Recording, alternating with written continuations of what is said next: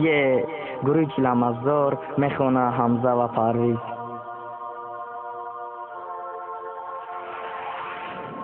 باز دیلم باید از میدانی منوان، باز دیلم بایدی تو شبها منوان، تنهایم باز بایدی تو هستم با تو من تنها خودم بشوم.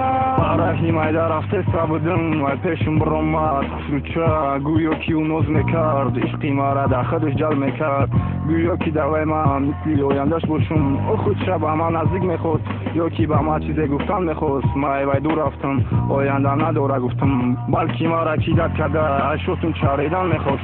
گر نظر بسیار بچشم دیدم، ای رحم بگریز ای جانم ترشیدم، فقط میبخشم بخاطر عشقمون اکه مرا عیدت ببرو ای روز ترشیده.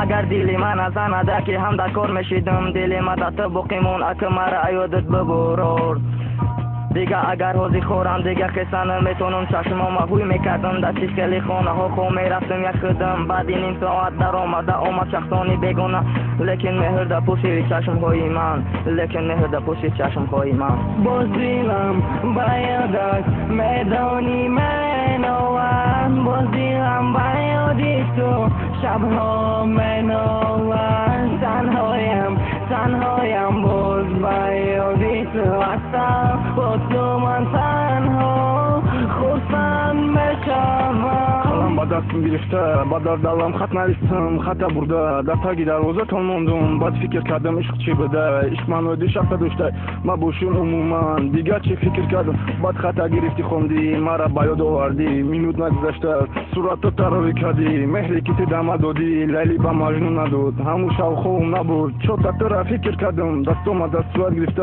با در دلم فکر کردم، تو مرا نغزیدی ما چنین نغز ندیدگی، تو در ما باور کردی ما چنین باور نکردگی. عشق چیزی سورای در وقتی تنهایی جورا جان خفا نشو، عشقی چیزی دیگری عاشق باشی تو اخیر عاشق شو، لیکن وعده خلافی نکن تو عموما، وقتی که وعده را شکستی بد میشی پشیمون، لیکن در عشقش سخت میشی پشیمون، بعد دیگه دیر میشه، بعد دیگه دیر میشه.